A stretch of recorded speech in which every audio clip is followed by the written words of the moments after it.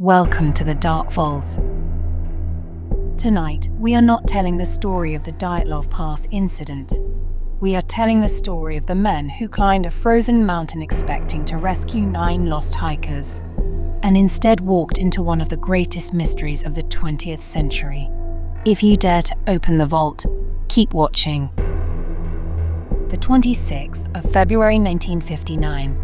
The wind was tearing across the eastern slopes of a mountain in the northern Ural range of the Soviet Union. Temperatures had fallen to nearly 40 degrees below zero.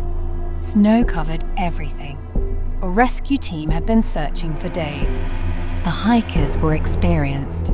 Most were students and graduates of the Ural Polytechnic Institute. They were young, strong, and trained for some of the harshest conditions on Earth. Their leader was 23-year-old Igor Dyatlov. The group had set out on what should have been a difficult but manageable expedition. They planned to cross a mountain known by the local Mansi people as Kolet-Syakhl, often translated as Mountain of the Dead. When they failed to return, families became worried. At first, nobody panicked. Experienced hikers could be delayed. But as the days passed, volunteers, students, soldiers, and local guides joined the search. One of those rescuers would later say that nothing in his life had prepared him for what he was about to see. The first clue was the tent. It was still standing, partially buried in snow. At first glance, it looked as though the hikers had simply left camp. But then the rescuers noticed something impossible. The tent had been cut open from the inside. Instead of using the entrance, the group had sliced through the fabric and escaped into the freezing darkness. Boots were left behind. Heavy winter clothing was left behind. Food remained. Maps remained. Cameras remained. It looked as if 9 experienced mountaineers had suddenly become terrified of something outside. Or perhaps something inside. Following the footprints, the rescuers found tracks leading away from the tent. The prints suggested that the hikers had not been running. Some were barefoot. Some wore only socks. Some had a single shoe. The footprints disappeared into the snow toward a distant cedar tree. There, beneath the giant tree, the search team found the first 2 bodies. They were dressed only in underwear. Their hands were burned and torn. Branches above them were broken several meters high, as though someone had climbed the tree in desperation. Nearby lay the remains of a small fire. It seemed they had tried to survive. But survive what? A few hundred meters away, rescuers found 3 more bodies. One was Igor Dyatlov himself. Another was Zinaida Kolmogorova. The third was Rustem Slobodin.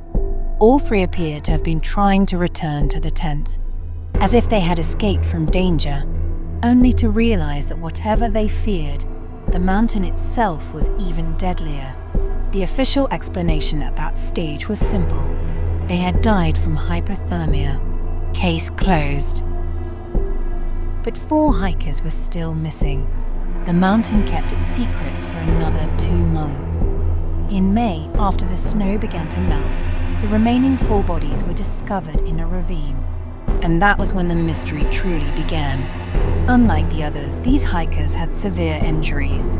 Broken ribs, massive chest trauma, a fractured skull. One young woman, Lyudmila Dubinina, was missing her tongue. Some reports later exaggerated the details, claiming eyes and soft tissues had been removed in horrifying ways. Investigators believed natural decomposition and scavenging animals could explain some of those injuries, but not all of them. The force required to create the chest fractures was compared by some investigators to the impact of a car crash. Yet strangely, there were almost no external wounds. One investigator reportedly remarked that it was as if an overwhelming force had crushed them without leaving the kind of damage expected. Another strange detail soon emerged. Some clothing tested positive for unusual levels of radiation. Not enough to prove a supernatural event, but enough to create decades of speculation.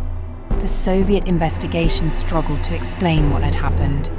The lead investigator, Lev Ivanov, interviewed rescuers, officials, and local people. He learned that several witnesses had reported seeing strange glowing lights in the sky around the same period. Some described orange spheres floating over the mountains. Military activity, natural phenomena, something else. No one could say. Eventually, the official report concluded that the hikers had died because of a compelling natural force. Those words became famous. But what exactly was a compelling natural force? The report never truly answered. Soon afterward, the case was closed. Many documents remained classified for years, and mystery filled the silence. The Mansi people, who had lived in the region for generations, were initially viewed with suspicion. Could they have attacked the hikers? Investigators found no evidence. The footprints belonged only to the members of the expedition. There were no signs of a struggle. The Mansi themselves helped with the search. Most researchers today believe they had nothing to do with the tragedy. Then came the theories. Perhaps an avalanche forced the hikers to flee. This remained one of the strongest explanations.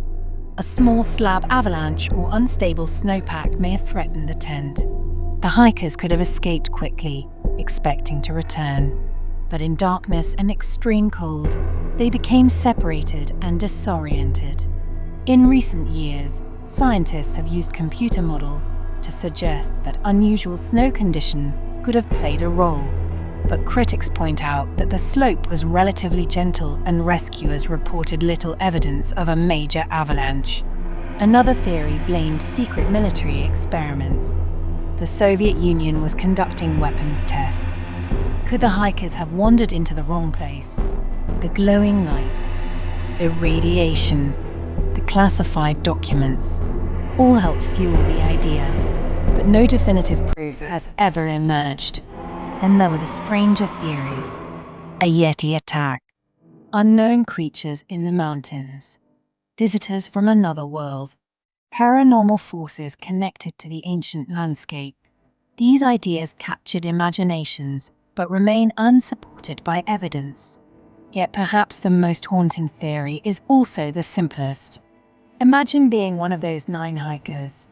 You hear a sound outside the tent, a deep rumble, a crack in the snow, maybe an avalanche, maybe something else. You have seconds to react. You cut your way out. You believe you will return in a few minutes, but the blizzard steals your direction. Friends become separated. A fire is built. Some climb the tree to search for the tent. Others attempt to go back. One by one, the mountain claims them. No monsters, no ghosts, just fear and one terrible decision. But even the explanation leaves questions unanswered. Now let us return to the rescue team, the men who first found the camp. Many carried those memories for the rest of their lives. They did not discover an ancient curse. They did not uncover a hidden civilization. They found something perhaps even more unsettling. 9 intelligent, experienced young people had died under circumstances that still could not be fully explained. And despite decades of investigations, scientific studies, documentaries, books, and government reviews, people around the world continue to ask the same question.